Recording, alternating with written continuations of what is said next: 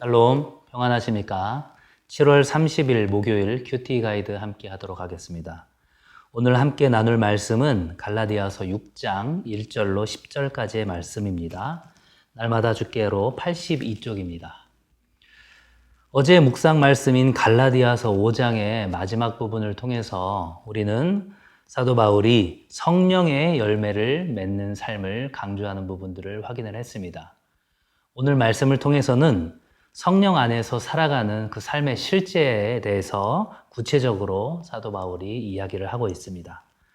사도 바울은 영적으로 성숙하지 못한 이들이 필연적으로 발생하게 될 그런 문제들을 지금 언급을 하고 있습니다. 공동체 안에서 한 성도가 죄를 범했을 때 그 사람을 대하는 태도와 행동이 어떠해야 마땅한지에 대해서 지금 사도 바울은 이야기하고 있습니다. 오늘 본문 1절에서 범죄한 사실이 드러났다라는 표현이 나오죠. 이것은 소문이나 어떤 사람들의 증언을 통해서 간접적으로 그 범죄 사실을 알게 되었다는 것을 의미하는 것이 아닙니다.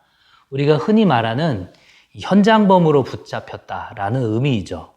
마치 가늠하다가 현장에서 붙잡혀서 예수님 앞에 나오게 되었던 그 여인처럼 현장에서 범행을 들키고 붙잡힌 그런 상황을 이야기하는 것입니다.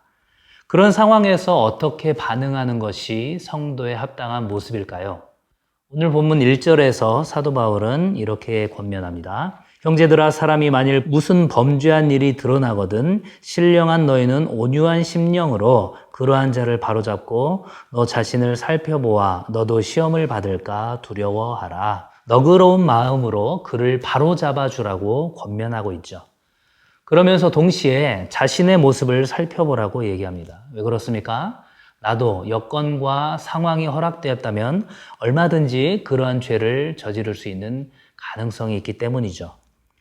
그런데 이렇게 성도의 잘못을 지적하는 그런 바로잡는 일을 누가 하라고 이야기하고 있습니까? 앞에 1절에서 주어가 어떻게 되어 있나요? 신령한 너희는. 영적으로 성숙한 사람만이 그 일을 감당해야 한다라는 것입니다.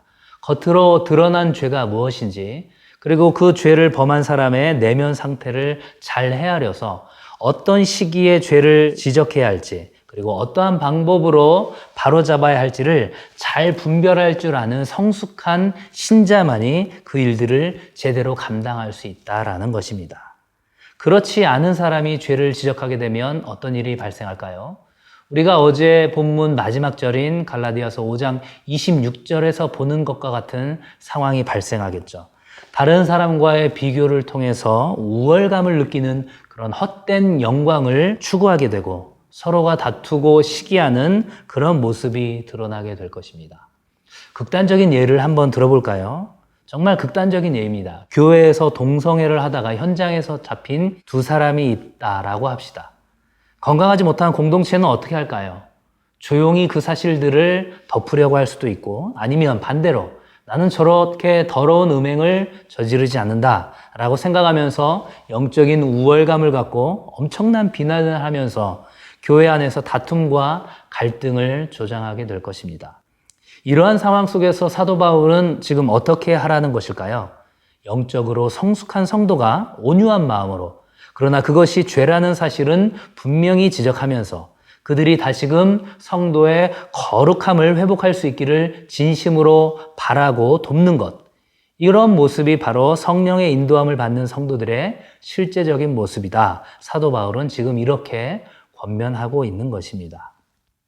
사도 바울은 다른 사람과의 그 비교를 하고 싶은 유혹이 생길 때 다른 사람이 아니라 믿음의 주요 온전하게 하시는 그 예수 그리스도만을 바라보라고 얘기합니다. 그렇게 예수 그리스도를 바라보고 그 모습을 자기 자신에게 비추어 보는 것이죠. 그래서 1절에서 이야기하는 것처럼 자신을 살피고 4절에서 이야기하는 것처럼 자신의 행위가 옳은지를 스스로 시험을 해보고 5절에서 이야기하는 것처럼 자기의 짐을 지라고 이야기하는 것입니다. 이어서 사도 바울은 성도가 성령의 인도하심을 받아서 함께 나누는 것에 대해서 이야기하고 있는데요. 6절입니다. 가르침을 받는 자는 말씀을 가르치는 자와 모든 좋은 것을 함께 하라. 아멘. 성도들을 훈련시킨 사람에게 넉넉한 마음으로 물질과 신령한 은사들을 공유해야 한다라고 권면하고 있습니다. 그것은 사람에게 잘 보이기 위함이 아니라 하나님께서 허락하신 공동체 안에서 함께 나누는 기쁨을 누리기 위한 것입니다. 만약에 자신의 유익을 위해서 좋은 것을 주고받고 하면서 겉으로는 하나님의 명령에 순종하고 있다라고 말을 한다면 그것은 하나님을 조롱하고 속이는 일이라고 사도 바울은 7절에서 경고하고 있습니다. 우리가 하나님께 받은 그 은혜와 사랑을 생각하면서 성령의 인도하심을 따라서 성도들에게 그런 베푸는 삶, 그것은 결코 의미 없는 것이 아닙니다. 포기하거나 중단하지 않으면 하나님의 때에 열매를 거두게 될 것이라고 바울은 9절에서 권면하고 있습니다. 여기서 말하는 이 때가 최종적으로는 예수 그리스도의 재림과 심판의 그 영광의 날이겠죠. 바울은 이제 성령 안에서 살아가는 삶의 실제의 그 마지막 결론을 이렇게 내리고 있습니다. 10절입니다.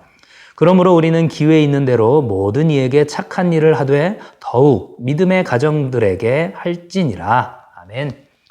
세상에는 들킨 죄인과 안 들킨 죄인만 있다고 하죠. 우리는 안 들킨 죄인일 뿐인 것입니다. 성령 하나님의 인도하심을 따라서 날마다 하나님 앞에 정직하게 회개하며 나아가길 소망합니다. 그리고 모든 사람에게, 특별히 믿음의 성도들에 대해서는 하나님께 대하듯이 그렇게 선한 일을 하면서 나아갈 수 있는 모든 성도들이 되시기를 주님의 이름으로 간절히 기도하고 소망합니다. 감사합니다.